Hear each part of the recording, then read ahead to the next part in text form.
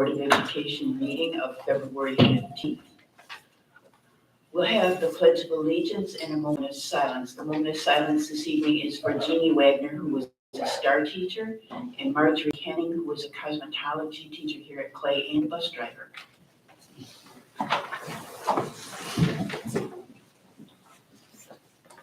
I pledge allegiance to the flag of the United States of America and to the republic for which it stands, one nation, under God, indivisible, with liberty and justice for all.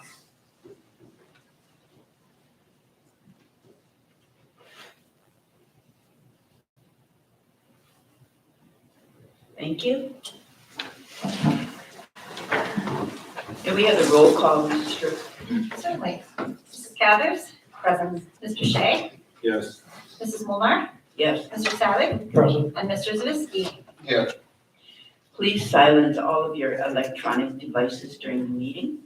And I need a motion to adopt the agenda as written, please. So moved. A second. Second. Discussion? Roll call? Mr. Shea? Yes. Mrs. Gathers? Yes. Mr. Zavisky? Yeah. Mr. Savick? Yes. And Mrs. Molnar? Yes. Public participation at board meetings. All meetings of the board are open to the public. In order for the board to fulfill its obligations to complete the planned agenda in an effective and efficient fashion, a maximum of 30 minutes of public participation may be permitted at each meeting. Each person addressing the board shall give his or her name and address. If several people wish to speak, each person is allotted 3 minutes until a total of time of 30 minutes is used. During that period, no person may speak twice until all who desire to speak have had the opportunity to do so. Persons desiring more time should follow the procedure of the board to be placed on the regular agenda. The period of public participation may be extended by a vote of the majority of the board. Please be advised that this meeting is being audio taped and will be available on the district website. I have one card for participation this evening, and that is Diana Fox Gallagher. So come on up. Yep. And the microphone's on right over here to the left.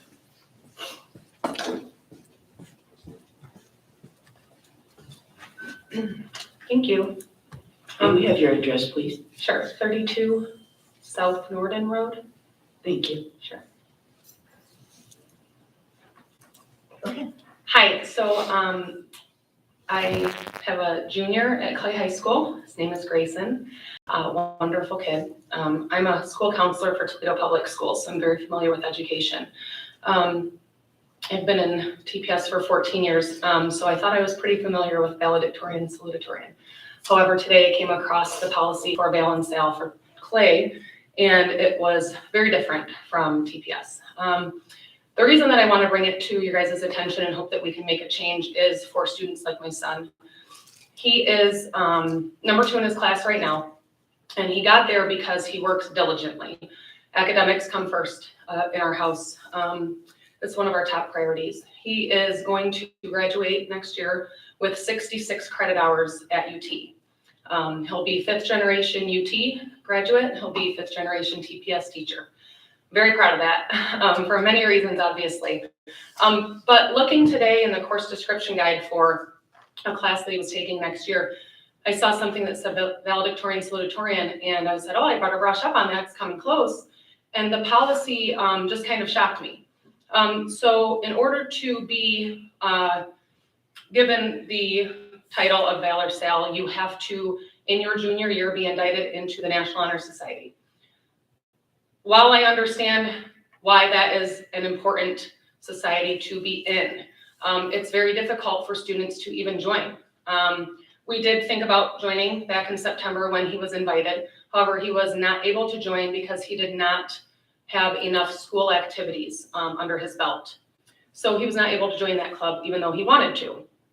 Had we known that it would take away him becoming Val or Sal, we probably would have maybe then brought it to your attention. He cannot do more than 2 activities because of the CCP that he takes.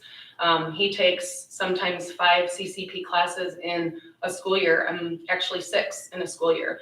Next year, he'll be taking up to 12 CCP classes his senior year. So he is not able to join as many clubs or activities as he would like to. On top of that, I know that sports is one of those activities. He's not a sports kid. So that also makes it so that that's one less thing that he can put on that National Honor Society application.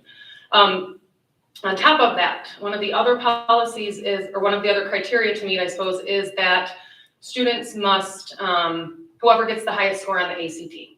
So as we know, it's not a test that's mandated by the state for anybody to have to take, but we're using that criteria for, let's say, number 10 gets a higher score on the ACT than number 2. Number 10 just took the title of valedictorian from somebody who has taken multiple CCP classes, gotten straight A's his entire high school career, and that actually means something to him. But maybe he's not that great of a test taker, but this kid's a really good test taker.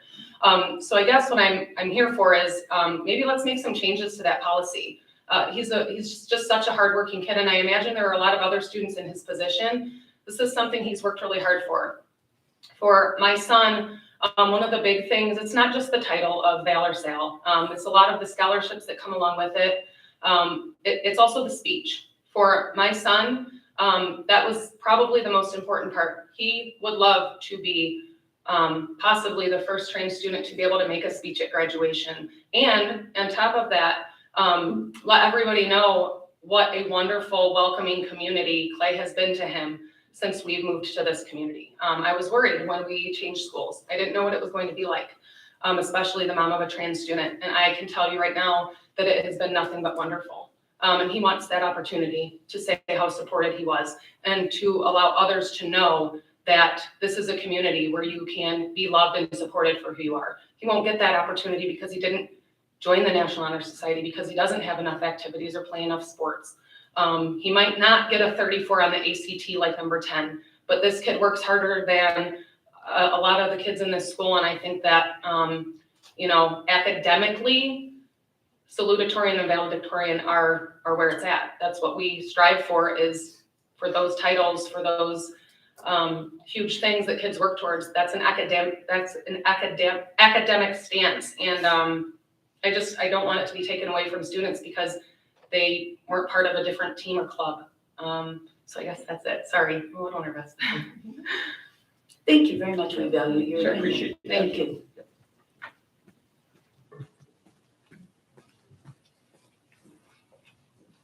Do you have any other cards, Mrs. Cruz? Oh, I guess not.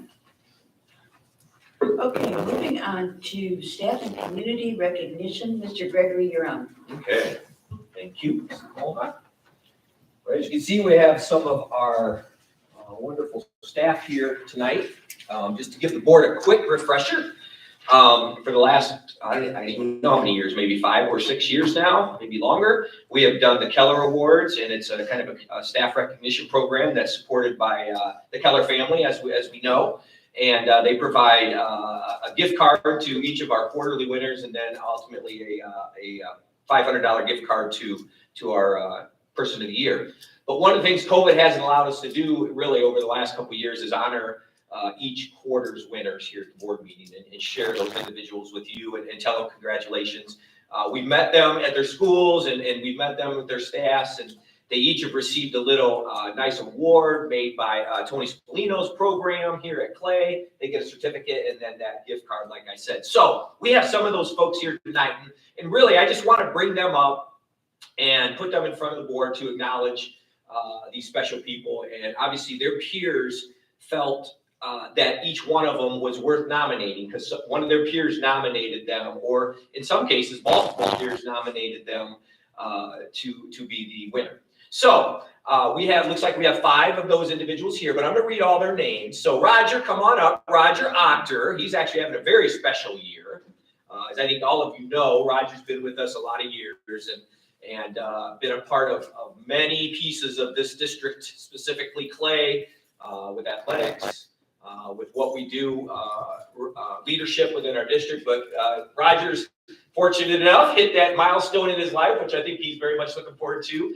And he's retiring this year. So Roger, on behalf of the board, we want to obviously congratulate you and thank you for all the years that you've done, and certainly for winning the Keller Award. I think it was a nice, maybe a little nice frosting on top of the cake. And so thank you very much for being here. Congratulations. Let's give Roger a round of applause. All right, Andrea's here. Andrea Spallino is here. And these are first quarter winners. Oh, Sandy No is from the family back. So I think many of you also know Andrea. Andrea is our Dean of Students slash Athletic Director at Facet, formerly a social studies teacher for a number of years, and she's just doing a fantastic job. The amount of responsibility that goes into that position, only one that lives it really understands it, and I think Andrea can attest to that. Until you're living every day dealing with the things that come your way, certainly with behaviors, or the challenges of athletics and just scheduling and you name it. She has to balance all of that during the school day and has done that now for quite a few years. How many years have you been Dean now? 6. 6 years, so as long as I've been here. So we've been through this journey a little bit together. So anyways, congratulations to Andrea for winning these first quarter at Facet. So give her another round. And just so everybody knows, we give an elementary, a K-4, person, and then a 5-8 person, and then a high school person. So that's where the 3 counts, and then 1 for our support staff. So Lisa is here. So Lisa, come on up. Lisa Keller. Lisa Keller is another veteran teacher in our district. Lisa is an intervention specialist out at Jerusalem. So been there a long time. I won't even probably say how long, but she is one of those vets that we are, how do I want to say this? We don't want to lose her, because what she does for kids is amazing. And one of these days that's going to come. She's going to make a decision to retire, but we are so thankful for everything she does. She is one of those teachers that has not lost a step in all her years. I mean, and I say that sincerely. Lisa will take on any new challenge that comes her way. She does take on new challenges that come her way. She helped tutor kids throughout this whole COVID thing, and didn't even, didn't ask for anything. So yeah, bring them in. Let's do what we can do. So again, well deserved, and congratulations to Lisa. Thank you. And another individual from Lisa's school out in Jerusalem that Mr. Straka knows is Karen DiMaria, who is our librarian. I think many of you know Karen, who's been around a long time too. So we certainly want to thank Karen for everything she has done on behalf of the library and the staff out in Jerusalem. All right, so now for the second quarter, you guys can stay up here because I want to get a picture. John Puro, sorry, I know you hate this part, but I want to get a picture here at the end. So John Puro is not here, and you may not know John's name, but John is an intervention specialist / that means teacher of students with special needs out at Wynn Center. And he was formerly at the Blackman Center, and he's been with us a number of years now. And obviously his daily challenges are big, and John has one of those attitudes that just roll with it. I'm going to roll with it. And has done an amazing job out there with those kids, with the staff. He's a lead.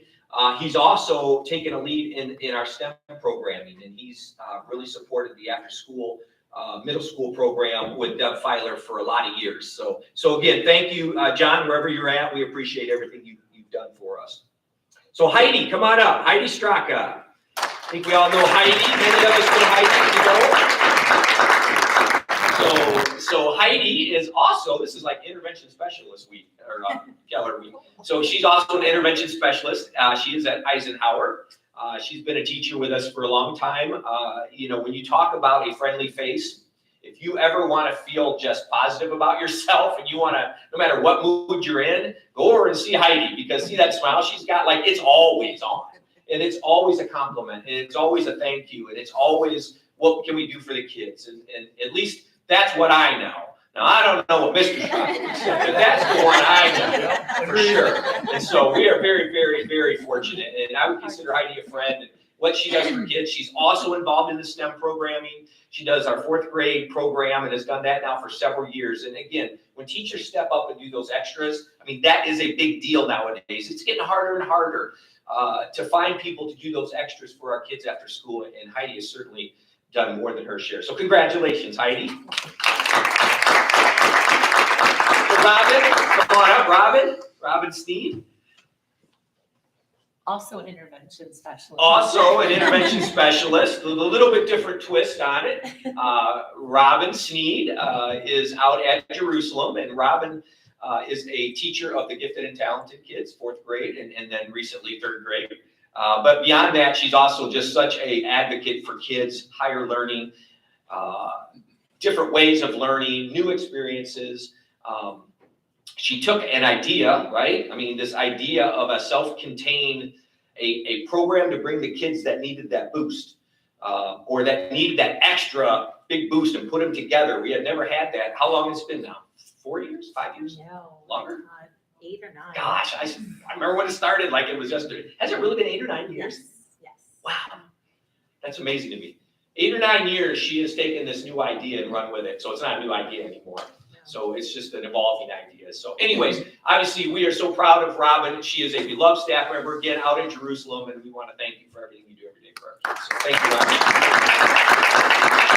And then last but not least, who's not here, but Bridget Batch is representing our nurses. And our nurses have had quite a couple of years. And Bridget was nominated along with several of our nurses. And I want to thank Bridget for everything. She's at Eisenhower.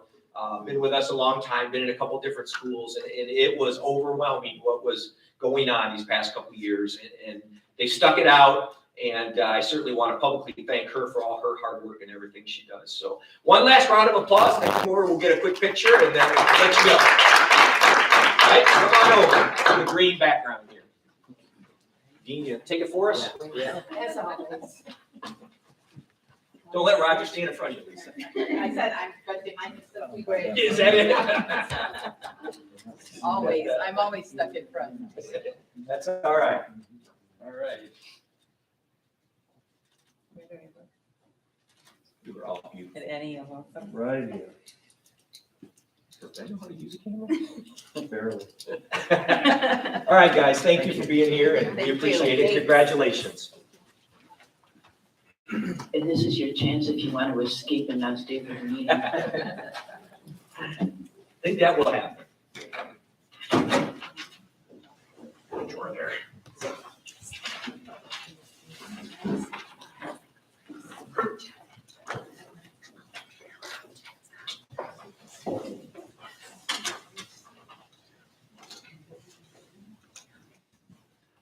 Okay, moving on to the treasurer's report, please, Mrs. Sturgis. Thank you, Mrs. Molnar. You'll have a report in your packet. It's brief tonight. First review just a couple things we discussed at the Finance Committee meeting. Some good news to start. We got the settlement, we haven't gotten it yet, excuse me. We received the dollar amount of the settlement for Medicaid, and it'll be $196,000. Again, we always receive it, and then we transfer it to the PI fund, but that will certainly help our PI fund out with some of the extra projects. Something I didn't write on here that I did want to make you aware of, and I can't remember if we told you yet, but we did get a bus grant, and we've been allocated $135,000 to help with 3 buses. Obviously, that's not even really half the cost, but we're grateful for anything we get. So I just wanted you to be aware of that. That was something with the new state funding. They put together some money in the next biennial for some buses, and that's great because they've done away with that for some time. The committee also reviewed the verbal audit comments, so just so you're aware, we did run through that. The next few days, Hal and Dean and I are going to be finalizing the ESSER budgets, so that will impact the general fund, and we'll report back to that in the coming days. I just wanted to highlight something that I finally got the rates, the effective millage rates after our large increase in valuation, which I know everybody's well aware of. Our valuations went up 16.76%, but our effective millage rates for residential are declining by 11%. I finally got the effective rates. This is just a reminder that except for inside millage, the district can only receive the amount that was approved in the levy. So valuations go up, the millage rate rolls back. And you can see it with both, the blue line is what happened to valuations. The red line, as you can see going down, is what happens to the effective millage rate. So the district, with the exception of inside millage, can only receive the amount that they levied on the actual ballots. Okay, just a friendly reminder. Unless there are questions, that's it for my report tonight. As I said, it will be brief. Okay, I need a motion to accept the treasurer's report, please. So moved. A second. Second. Discussion or questions? Roll call? Mr. Zavisky? Yes. Mr. Savick? Yes. Mrs. Cathers? Yes. Mr. Shea? Yes. Mrs. Molnar? Yes. Okay, next up, we have our leadership update from Jennifer Coy.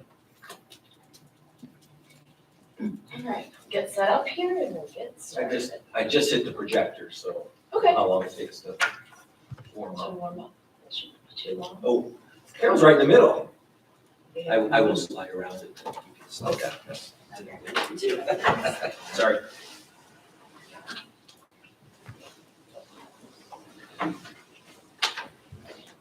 All right.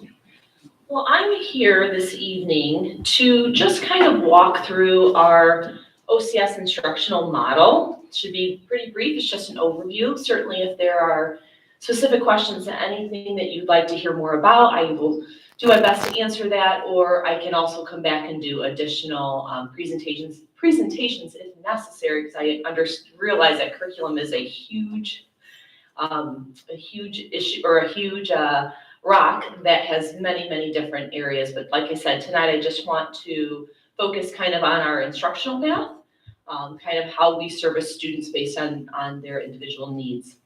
So in OCS, we believe that all students can learn, and in order to make this happen, students must be provided the necessary supports and time to ensure a high level of achievement. So every OCS student has individual needs that may necessitate different levels of support to meet high learning expectations and demonstrate growth. Some students require additional instructions to ensure growth, while others need a more challenging learning experience to meet their specific academic needs. OCS uses an instructional model with multiple tiers of support designed to meet the varied needs of our students. So when you look to the right, you see a triangle that's green, yellow, and red.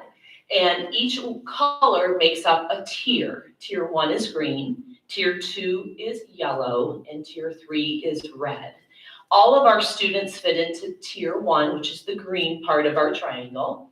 Some students will be serviced in Tier 2, which is the yellow portion of the triangle. And then a few students are serviced in the very, very top of that triangle, which is considered Tier 3. And I'm going to walk through each tier and kind of what each tier means as far as instructional expectations and the support that we provide.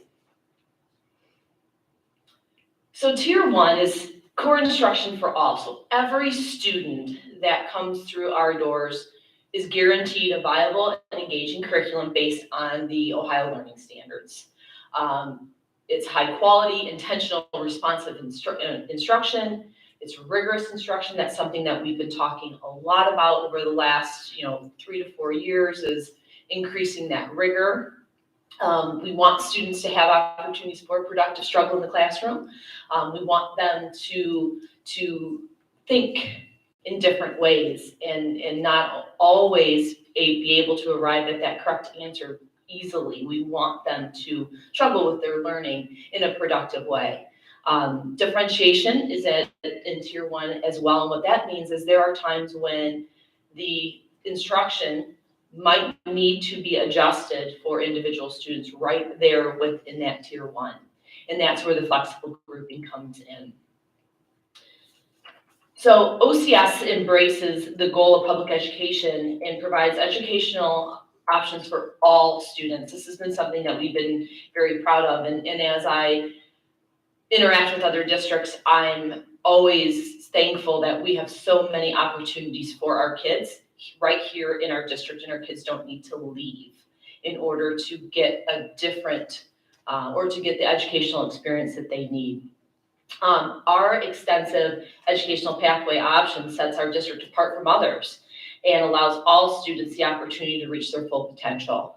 So we have our general education courses, we have honors courses, we have our humanities program, advanced placement courses, career and technical pathways, and then our digital academy. All of these options do not exist in every school district. So that does make us unique and puts us on pace to be that school of choice. So every student has the opportunity, like I said, to interact or be part of any of these programs if they so choose to be. Now moving on to tier 2, and if you remember, I said tier 1 was instruction for everybody. In tier 2, it's targeted instruction for some, because not all students are successful in tier 1 instruction. They need something different, something that's differentiated beyond the regular classroom, where they have additional opportunities to practice, review, and preview concepts. This is an extension of tier 1, so it is in addition to. It isn't one for the other. They're getting additional opportunity. And our groupings in this targeted instruction is based on skill. So we have kids working together that have similar deficits or similar strengths. We're able to create our groupings based on universal screeners and diagnostic assessment data. So our students are then identified as needing varied instruction based on those assessments. It's a proactive approach rather than a reactive approach to intervention, because we review this data frequently at regular intervals, and we identify those deficits or significant strengths, and we can then provide the assistance as needed versus waiting for a student to possibly fail. We then monitor that student's progress through what we call progress monitoring tools. So kind of little temperature taking along the way to ensure that the intervention is working. So what is a tier 2 support? So in our elementaries in K through 4, we have put a lot of time and effort into early intervention because we definitely want to prevent as many disabilities as we can. And this is where our Title I funding comes into play. Title I is a federal assistance program that provides funding to schools and improves student learning. And the funds are allocated based on the percentage of students receiving free and reduced lunches. So we have dedicated staff in each elementary for support, and interventions are specific to student needs based on our diagnostic assessments. Through ESSER funds, we were able to put in support at 5 through 8. We chose to focus on math because really when looking at our test scores coming through the pandemic, our ELA scores did not vary as much as our math scores did. So based on the feedback from the principals, we've put in an individual at both Bassett and Eisenhower to support our students in math. In grades 5 through 12, we also have our regular education teachers and our special education teachers working with students during Connections and Stride. So that's happening within the school day. And then at the high school, we did some after-school tutoring last year with our ESSER funds. That was successful, and they have continued with that this school year as well, helping students who have learning gaps or just need additional support to work through that general curriculum. Now, if a student continues to struggle, even with tier 2 supports, we then look at our tier 3 intervention program, which is intensive instruction for a few students. We really should be looking at 5 to 10% of our students who are in tier 3. Currently this year, we have more students that are considered tier 3, obviously because of the effects of the pandemic. So we're working to decrease the number of students in tier 3, returning them to tier 2, and then hopefully back to tier 1 at some point when we close those learning gaps. But the difference between tier 2 and tier 3 is the groups are smaller. Typically in tier 3, we have groups of 2 to 3 students. And there are times, depending on the gap, we might just work with an individual student because maybe their gap is so large in comparison to their same aged peers that we need to work with them in a little bit of a different way. We increase the frequency of the sessions, and oftentimes we'll increase the amount of time we're working with that student. So maybe going from 30 minutes to 45 minutes. Maybe instead of working with that student 3 days a week, we're now going to work with that student 5 days a week. Because again, we're trying to prevent a student from having a disability. Again, it is an extension of tier 1 and tier 2. And the groupings continue to be based on skill. Special education services and gifted services do fall into tier 3, but they are not the only part of tier 3. So it's kind of interesting tonight. We had several intervention specialists with us today on both ends of the spectrum. We have Heidi and Lisa, who are our special education intervention specialists, and then we have Robin on the other end of that provides our gifted services. So how does the support change? In terms of personnel, it doesn't change. We have this similar personnel providing the different interventions. Again, we're seeing an increase in time and decreasing that group size. While our staff provides high quality, rigorous, and relevant instruction, it takes everyone to make OCS a success.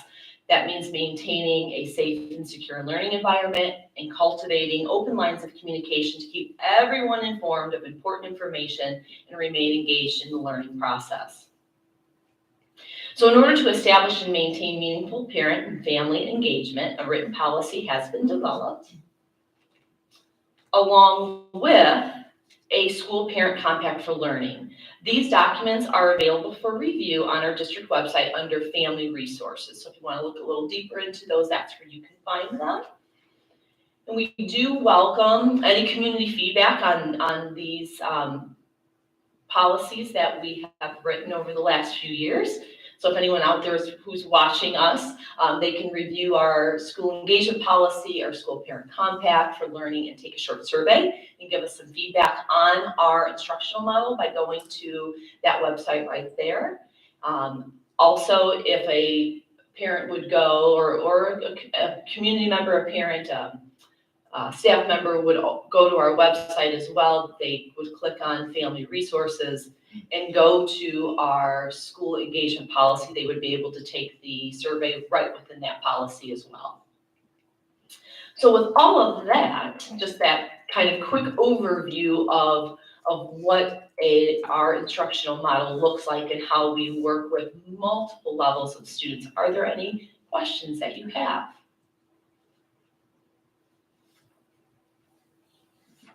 All right, thank you. Good. Thank you, Jen.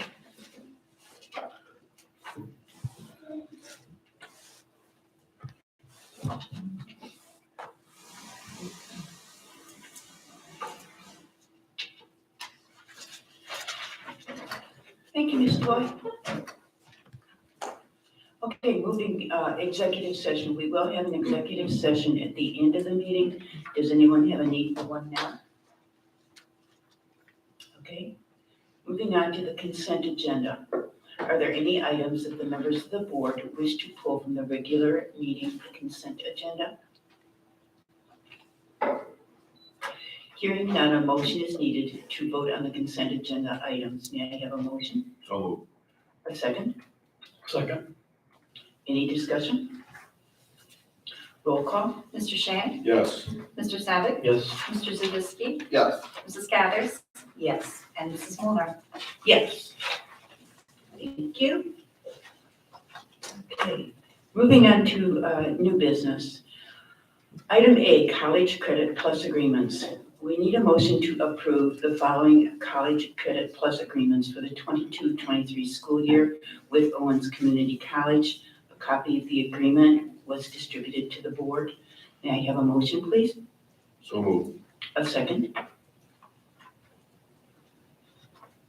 I'll second it. Discussion? I do want you to know that we do this also with University of Toledo, but we don't have that contract yet. Any further discussion? Roll call? Mr. Shea? Yes. Mrs. Molnar. Yes. Mrs. Gathers? Yes. Mr. Zavisky? Yes. And Mr. Savick? Yes. Okay, item B, athletic trips. We need a motion to approve the following high school athletic trips. That's the girls soccer to the Strongsville tournament, July 22nd, 24th, and the boys soccer to the Strongsville tournament on July 19th and 31st. May I have a motion, please? So moved. A second? Second. Discussion? Oh, sorry. Roll call? Mr. Shea? Yes. Mr. Savick? Yes. Mr. Zavisky? Yes. Mrs. Gathers? Yes. And Mrs. Molnar. Yes. Item C, disposal of equipment and materials. We need a motion to dispose of the following. From Eisenhower, a grand piano. And from the district, there are 367 books and teacher manuals to be disposed of. May I have a motion, please? So moved. A second? Second. Discussion? Roll call? Mr. Shea? Yes. Mrs. Cathers? Yes. Mr. Savick? Yes. Mr. Zavisky? Yeah. And Mrs. Molnar. Yes. Item D, a graduating senior. We need a motion to approve a list of high school graduates of depending fulfillment of state and local requirements. A list has been distributed to the board. May I have a motion, please? So moved. A second. Second. Yes. Discussion? Roll call? Okay, I got Mrs. Cathers, Yes. Mr. Savick. Yes. Mr. Zavisky. Yes. Mr. Shea. Yes. Mrs. Molnar. Yes. Item E, bids. We need a motion to accept the bid for air conditioning for the auditoriums at Clay High School and Eisenhower Intermediate School from Bays Incorporated. The amount is $576,000. The packets were requested and presented to the following companies: Noron, Warner, VM, Dimec, and Bays Incorporated. However, Bays was the only company to submit an official bid. May we have a motion to accept the bid, please? So moved. A second? Second. Discussion? Got a couple questions for Dean. With all the different kind of companies on here, why do we only get one? I can answer that, but I'm also going to quickly hand off to Allison Stoniger from JDRM. She's the engineer that put this packet together. We had quite a bit of interest in it, and we had a walkthrough, and we were working with about 6 different companies. A little surprising at the time, the bid opening, that we had 2 that showed up at the bid opening.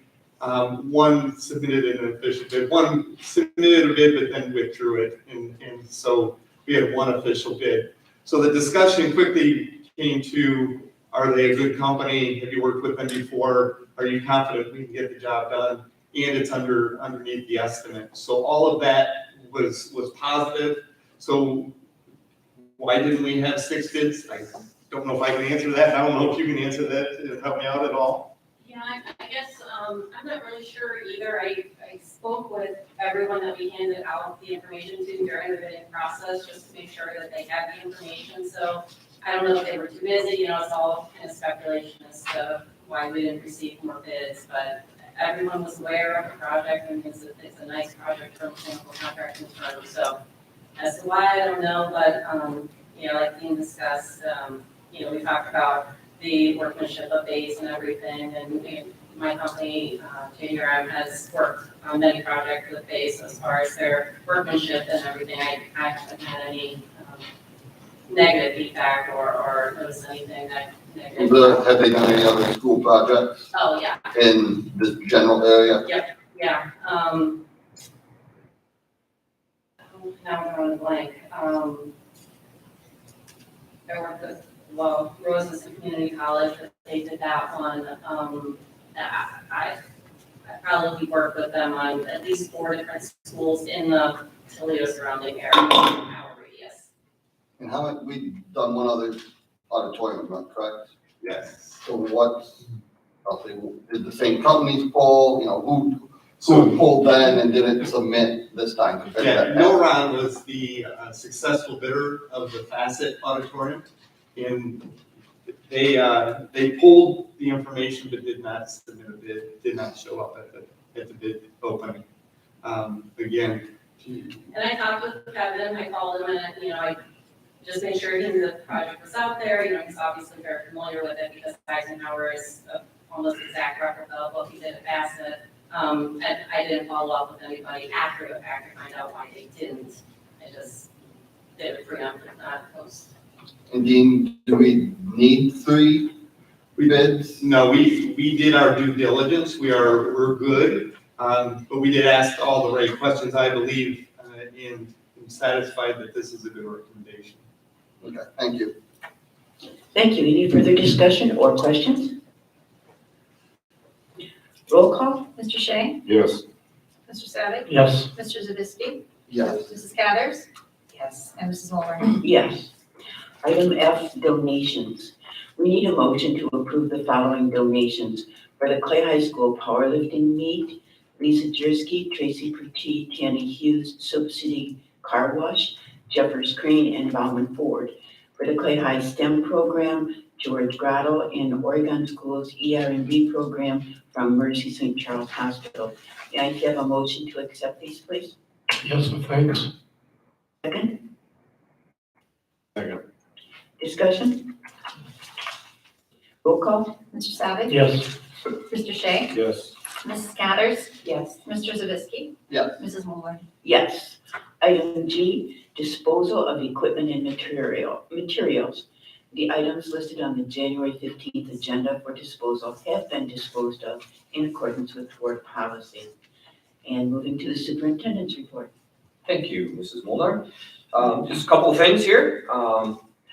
It's that time of the year where we start heading into awards nights and those types of things and fundraising activities abound. So we're going to be having a lot of that going on. And as you all know, we just had one of the biggest ones that we support, or that supports us, is our foundation, Oregon Schools Foundation. So I want to just let you know that they broke all their records this year again. They broke them the last 2 or 3 years in a row with 44,363 through their virtual Frost Fest. So 1,000 of that, or a little over 1,000 of that, is going to go to support Barlow. So we got a little bit towards Barlow that 1 hour night. So that's exciting. So we certainly want to thank Amy Hansen and Greg Rowe, who's the president, and their entire volunteer team. I mean, they made it happen. So I just wanted to publicly thank all of them for their ongoing support. And for anybody who doesn't know, Barlow is our support dog at the high school. Yep. For those of you who don't know, I guess within the last month, we've scheduled the Clay, Florida reunion for the first time now in a couple of years. So it'll be, we're going to try a Saturday. The number of attendees have kind of been dropping over the years. So it's always been on a Wednesday at 2 p.m. So we're going to try a Saturday. We're going to see how it goes. It's in Sebring. We're going to keep the same place for now. It's Homer's Restaurant. It's a buffet type place, but they have kind of a separate room. So I'll be going down again this year for that weekend. I think Mr. Savick's going down just as a Clay alumni and going to join us. He's got some other things he's going to do down there. So anyone's invited. Mr. Shea has been to many. I assume he might be there. Fantastic. So anyways, if there's information I know out there about it, so just show up at Homer's Restaurant at 2 p.m. on April 2nd. We'd love to see you. Now, on that, I'm gonna put on my business hat, and we've been doing this for probably about as long as I've been on the board. At some point, you look at it like, what are we getting out of it? What's the return on investment of sending you guys and your time down there to do this? Yep. Sure, it's a good feel-good thing, but I'm sure there's a lot of groups around here locally that we could, have a little bit more impact with. Maybe, yeah. I mean, we've had that discussion just with Amy and I and Dan a couple of weeks ago. And what is the return on investment? And it's one of those things where, I mean, we never win as a district forever. This thing's been going on forever. So I started going when I came on as superintendent because wanted to build that rapport and bring Clay to the people down there, and it's been well received.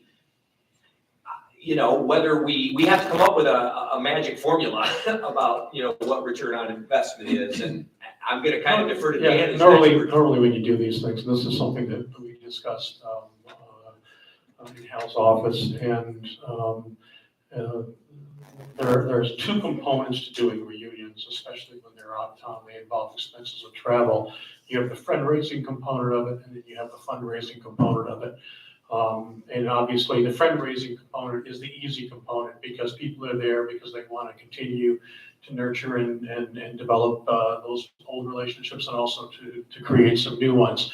But the other component, and when you do these types of things, this is the one thing that I think that professionals look at more than anything else is you do want to determine what's the ROI. And I think like anything else, anybody coming to an event like this, they have to answer the question, what's in it for me? And they want to get something out of it. And then subsequently, I think it's important for the district to not only share the message of the good things that are happening within the district, but it's also to identify people who have the wherewithal, who can step up and perhaps provide support to the district via a project or projects, and to nurture those relationships. And that's something that we're going to be certainly looking at this time around when we're down there in April. And I'll just add, I mean, I don't know where you identify the return. I mean, is part of the money that went into the Frost Fest a return? Is part of the donation to the Performing Arts Center part of the return? A lot of times, Jeff, I don't know if there's a direct connection. You know, my cost to go down is under $1,000. Probably, you know, it's 2 nights at a hotel and a plane.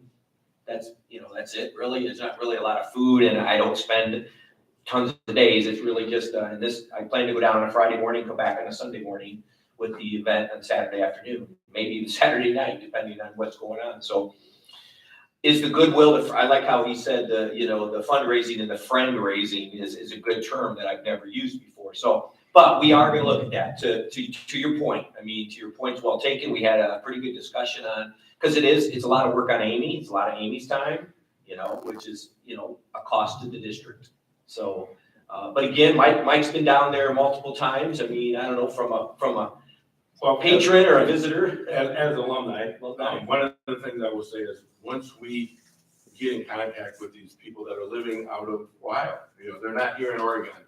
I have never been to one yet that we don't have excitement from the people that are there. I mean, you know, we're talking people that have graduated a long time ago, and investment may be there. They look at this. Some of them are very wealthy, some of them are just former graduates. But again, if you're looking at cost of investment, in the future, they may donate something. They may donate now and we don't even know it, if they send something to some of the events that we do have. But the atmosphere and the camaraderie of former graduates is very exciting. I mean, Hal can see that.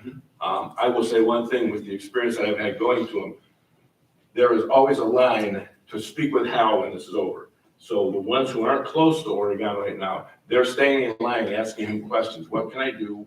You know, what are the different things that are happening at Clay that you didn't have time to talk to us about? So I think the return, as you say, is friendship. I think that is there, and the other stuff probably comes along with the people they know and their family that are associated with them in Oregon itself. So I think Based on my understanding of the demographics, the folks who are attending this, I think there's something else, that there's a component that certainly perhaps can be worked toward, and that is plan giving. The folks that are primarily coming to these events are at an age where they may have accumulated some wealth, and certainly if the district can start putting on their radar screens that we are a viable option for some of their support, that's something that I would like to see going forward. Out of curiosity, for historical context, is this the Florida reunion? It would be the only non-local sort of formalized gathering? That I'm aware of. Okay. That I'm aware of, yeah. Okay. I've been waiting for one in Hawaii and board authorization, but I haven't heard about it There yet. was talk at one time, was it Denver? Yeah, there was a talk about it. There was talk about Denver, and then there was one on the East Coast, but I don't. So how did this begin? Does anyone? There is an alumni down there, Tracy Lewis, or not Tracy, I forget her name now. Might be married. Anyways, her mother lives in Florida, and then she lived in Florida, and between them years ago, they just said, hey, who's ever down here, come to Homer's. And she ran it, this alumni ran it for years and years and years, but it started to get harder, and she didn't want to do it as much and take the ownership. It's a lot of coordination, a lot more than you would think. So we volunteered to do that, Amy, in our district. I know Carol Songrant helps out some, and so basically it's just getting the word out and that type of thing, the coordination. So it is what it is. It's not it's not structured to be this presentation, and it's people want to come, they want to have lunch, they want to see their friends, and they want to talk with some folks. And it's 2.5 hours, not a long time. But I think the idea of having a little bit more structured ask when we're down there might be what we need to do, and that's what I'm hoping Dan can help teach me and help teach us to do a little bit better at that. Yeah, and in the perfect world, what we would do is when you go down to do a reunion like this, you have something on the front end, something on the back end, when you have one-on-one meetings with people who perhaps have expressed interest, or that we know as a district that have the wherewithal to step up and to provide some additional support. That's the fundraising component of a trip like this. Okay, anything else on that? fantastic news. I'm telling you, some of the best news we've had in 2 years. I mean, the COVID, right? Like COVID. The numbers have dropped, like, it's been amazing. I mean, when I heard it, it was gonna go as quick as it came. I didn't fathom that it was going to go as fast as it went, at least in terms of the number of positives that we're recording on a daily basis, which is the main thing that we look at. So feel good about our decision with masks. The Lucas County numbers, you can see by that chart, have just plummeted in terms of the cases per 100,000. So we haven't had any this week. You know, it's only Tuesday, but that hasn't happened since almost back in before school. So we're in a good spot. Again, it's been a very nice calming thing to feel like maybe we're getting back to that, you know, normal feeling. So again, thanks for everyone that got us through that. Dawn has been working, as we told you a couple meetings ago, on the calendar. It is live right now. Just did a little screenshot there, so you can go on our website and just click on the calendar. It has a scroll view, but it also has then a see full calendar view, and so that's what this little screenshot is. Each school has a different color. We're continuing to refine it. There's a few things we have to train up some people yet to add a few more things, but we're getting there. She's refining it with a few more tweaks, but it is live, and you should see the vast majority of all district events going on any particular day, all in one spot. So I know that for us as a board and superintendent, that's a great thing to have. You know, you can also filter it down for the public, the school that you're at, or multiple schools if you have kids at multiple schools, and just see what is going on in those schools. So I'm going to be pushing our principals and our schools to keep this updated and to keep it accurate, to not drop the ball on keeping the calendar, because I think if marketed right, people will become to rely on this new calendar system. So again, Dawn, thank you for all your hard work. I know it's been a lot. If folks have feedback on usability, value, positive, negative, we hope, you know, more of the former than the latter, but Sure. Is there a proper channel to route that through to is that just to Dawn directly? I mean, or? If there's, I would say just have them send it directly to me. Okay. And then I can, you know, go talk it through maybe with the person, or then have the conversation with Dawn. Dawn gets so many emails right now from everybody that my box is actually cleaner than hers, I think, in terms of the email. So, but yeah, have them go right to me. We also have you know, you could always go to the principals or whatever, because a lot of times people feel a little awkward going right to the superintendent about something. So whatever channel they want, if it's a district email, we'll make sure we look at it. But yeah, it's something new for sure. So I think people feel awkward going straight to you. I thought that was pretty easy. I said some, not all. Okay, and then just last, this is more for the public than for you because you're all part of it, but I wanted the public to know, and we mentioned this before, that we're well within the start of our strategic planning update process. I want to thank the board for the 2 meetings that we've had, thank the participants, thank our unions that have been a part of all this so far. Again, we're at the preliminary stages, refining and updating our vision and mission. That's where we're at right now. After we get the vision and mission kind of to a point where this board sees where we're headed in the next X amount of years, then we're going to move to the following steps where we get to the more nitty gritty, the goals and the objectives and the measurables and the timelines and action steps, those types of things. So again, thank you, all 5 of you. You're actively engaged, and I can't tell you how much I appreciate all 5 being actively engaged in this process, because sometimes this isn't everybody's cup of tea, but it's a very important piece. So again, thank you. And the public, I want to know that we're really looking for the future and what the next 5 years or more are going to look like,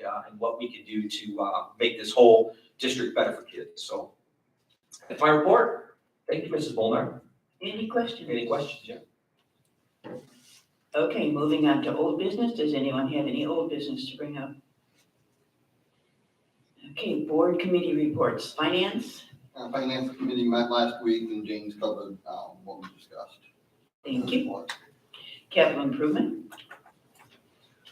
We met last week, and basically the air conditioners were discussed that we voted on this evening.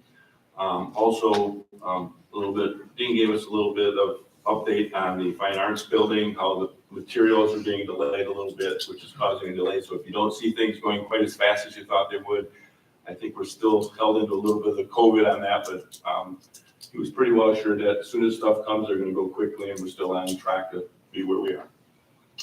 And then there's some other projects that we're just discussing, and we'll follow up on those when we make decisions on what to do there. Thank you. Policy personnel. We had no new policies presented, but we're still looking for an elementary music and an ed teacher. Academic? Academic committee met also last week. Kindergarten parent night is going to be held on March the 9th at 6 p.m. via a Zoom webinar. Very important, it will be a Zoom webinar rather than in person. That's March the 9th at 6 p.m. The 2nd and 6th graders will take the in-view assessment during the month of February. It's required for the ODE gifted guidelines, and we also test to select 3rd graders based upon the previous year's results. K through 6 will be holding parent-teacher conferences coming up on February 22nd, just a few days. The ACT will be given to the juniors on March the 1st. And we spent a very large component of the meeting talking about metrics and tying it into the strategic plan for the district. And that was the bulk of the meeting, that we spent the time discussing those items. Thank you. Legislative? No report, Susan. Student Achievement Liaison? Report? Board discussion. I have several things. The band spaghetti dinner is the 24th. Little Mermaid, which is the Oregon Community Theater, are the next 2 weekends. We have a lot of students and graduates in the Little Mermaid. Koi Robotics took second place at the Kent State competition. And real quick, I'm glad you mentioned that. I don't know if you saw Mr. Spallino, Tony, Andrea was here tonight, her husband, but then Joe's, Tony's brother. Anyways, he was a part of that, as he's a new advisor this year with Rhonda Hildebrand. They both did an incredible job. Like, we haven't even come close to placing or even getting in the top 10. And they took a new mindset into this, these 6 kids, and built a robot, programmed a robot, and dominated. And so, the 2 came in and showed me the trophy. They were so excited. This is a big deal for us. And it's really just goes to show that when we get the right set of kids, the right leadership that really put their minds together. So I was very, very happy for them. When you see success, it breeds, and I want to see the program expand and grow. So thank you to those advisors as well as the kids. And one of those young men had been at a hockey game, which didn't start until after 9 o'clock on Friday night, and then went to Kent State and was part of this robotics. So that just singles out one, but they were all great. Anyway, okay, powerlifting also is something new. They took second in a competition that they were in. Facet was first in their leagues. The wrestlers were first in the league. The 8th grade girls were first in the league, and the 7th grade boys were first in the league. And then something I found out today, which I'm ashamed to say, is today's National School Resource Officer Day, and we didn't honor them. So I am going to personally say thank you to Officer Moore, Costanza, O'Connor, McLeod, Shaw, and Potter. We truly appreciate everything you do for us. You're all great men, and you just make everything great for our kids in our schools. So thank you very much to our resource officers. Yeah, and with that, a lot of the buildings did send out things by individual building versus a district-wide to support our SROs, so yes. And the 7th grade girls did take second in their league tournament, so the 7th grade girls. 7th grade took second. Yeah, 8th grade won, and so we had a good week. Great week. Of junior high basketball anyways. Any other school or board discussion? Okay, executive session. We will go into executive session for the appointment, employment, dismissal, discipline, promotion, demotion, compensation of an employee or official, or the investigation of charges or complaints against an employee, and preparing for and conducting or reviewing negotiations or bargaining sessions. There will be no decisions made, so we will dismiss from down there. And we need a regular meeting on March the 6th. I'm sorry, March is at 6 o'clock, and I Didn't write the date. 15th. March 15th. Yep, March 15th. Oh, it is 15. I thought it was IS. Oh, that's, you wrote 15, got it. I wrote 15, it looks like IS. Sorry about that. Okay, and then we need to kind of look at calendars for more strategic plan dates when anyone is available.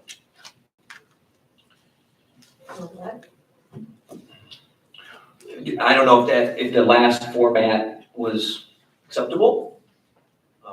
We could, I don't think that Tom or Mary would be able to like come in quite yet, but if we could do another 5:30 meeting like that, if we could find a date that worked, and that is no particular time. But maybe that, I don't know.